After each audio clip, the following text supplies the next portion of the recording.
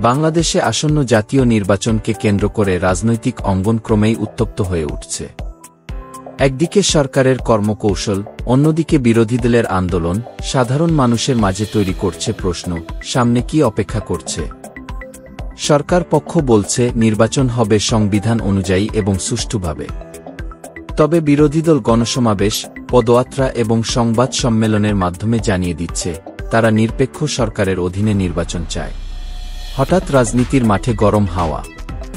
কালের কণ্ঠ পত্রিকার প্রথম পাতার শিরোনাম, গণ অভ্যুত্থানে আওয়ামী লীগ সরকারের পতনের পর গঠিত অধ্যাপক ড.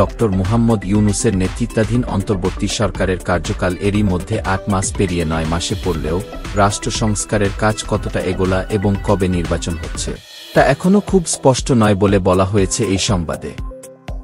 সংস্কার ও নির্বাচনের টাইমফ্রেম নিয়ে জুলাই অগাস্টের গণ অভ্যুত্থানের পক্ষের রাজনৈতিক দলগুলোর মধ্যে মতপার্থক্য ও দূরত্ব বাড়ছে। দলটির পক্ষ থেকে পরিস্থিতি অনুযায়ী নির্বাচনের দাবিতে আন্দোলনে যাওয়ারও ইঙ্গিত দেওয়া হয়েছে। বিএনপির মিত্র রাজনৈতিক দলগুলোও দ্রুত নির্বাচনের পক্ষে। অন্যদিকে জামায়াতে ইসলামী প্রয়োজনীয় সংস্কারের পর নির্বাচন চায়।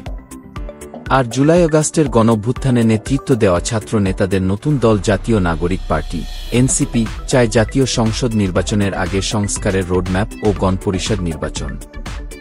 এছাড়া রাজনৈতিক দলগুলোর এই মতানৈক্যের মধ্যে সরকারের দুজন উপদেষ্টার সাম্প্রতিক মন্তব্য নির্বাচনের সম্ভাব্য সময় নিয়ে প্রধান উপদেষ্টার প্রেস উইং থেকে সংশোধিত বিজ্ঞপ্তি জনপরিসরে ব্যাপক আলোচনার জন্ম দিয়েছে।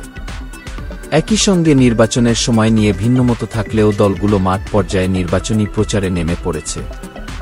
অনেকের ধারণা আসন্ন নির্বাচনকে কেন্দ্র করে দেশের রাজনৈতিক মাঠে দ্রুত নতুন মেরুকরণ হতে পারে। বিএনপি, জামায়াতে ইসলামী ও জাতীয় নাগরিক পার্টি এনসিপি মাঠে নিজেদের আধিপত্য বিস্তারের জন্য সক্রিয় হতে পারে। অন্য দলগুলোও নিজেদের অবস্থান স্পষ্ট করবে এবং সে কারণে রাজনৈতিক মাঠে উত্তাপ বাড়বে। দেশের মানুষ এখন শান্তিপূর্ণ, স্বচ্ছ নির্বাচনের প্রত্যাশা করছে। কিন্তু যেভাবে পাল্টাপাল্টি কর্মসূচি চলছে তাতে রাজনৈতিক অস্থিরতার শঙ্কাও থেকে যাচ্ছে। এই পরিস্থিতিতে সবচেয়ে বড় ভূমিকা রাখতে পারে সাধারণ জনগণ ও গণমাধ্যম। গণতন্ত্র টিকিয়ে রাখতে হলে প্রয়োজন সকল পক্ষের দায়িত্বশীল ভূমিকা। আপনার মতামত কমেন্টে জানান, সামনে কি হতে পারে বলে মনে করেন।